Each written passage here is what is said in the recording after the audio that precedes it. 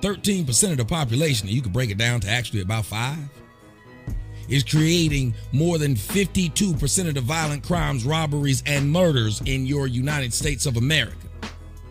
But what nobody's pointing out is that it's single black mother. Well, nobody but me.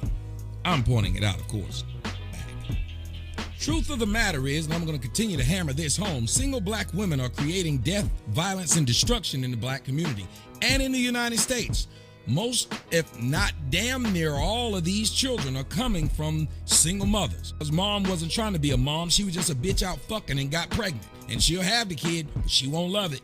And then that child will grow up without love, without nurturing. And that's where you have all of this violence in the black community. So when people ask, why do I point to the black women? Because whoever raises the child is the one who produced the adult.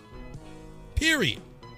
If black fathers were staying in their kids' lives and black women were leaving, and the black children turned out to be dicks, and the black children were leaving their houses at 14 and 15, then I'd blame the fathers. You blame who's there. The victims of the 9/11 attack, none of those women are going around now saying their kids ain't shit because their dads died. Anyway, let's get back to this crazy story. The truth of the matter is, right now what we're dealing with is a bunch of out of control niggly bears in the United States. They're out of control. Every neighborhood, every situation where you have a predominance, not even predominance, just a high percentage of blacks, you have a high percentage of crime. And if you have a high percentage of crime and nobody's gonna call it out, what do we do?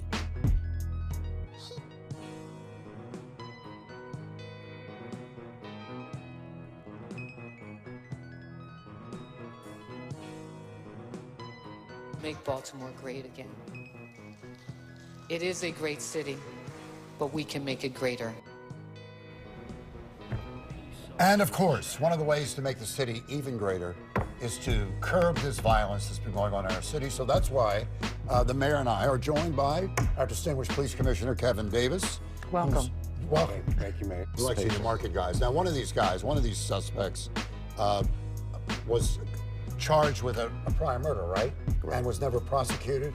Is that what happened? That's what happened last year, but hopefully this time around, when we get our hands on him, he'll be prosecuted successfully, and he'll be off the street. You're concerned about the violence. Well, let me just say that last year, when we went to Annapolis, I co-chaired criminal justice reform, and the commissioner was absolutely helpful. We made it mandatory, well, not mandatory, we allowed every jurisdiction in the state to implement body cameras, and I think we've gone a step further because it's not just body cameras, there are cameras inside the vehicles.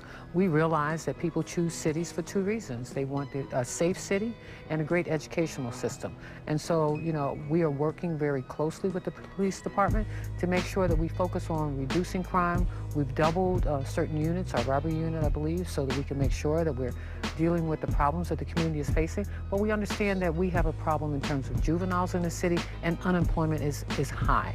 And so we've got to get people working, and we've got to get people trained to go to work. We've got to provide the transportation for them to get there.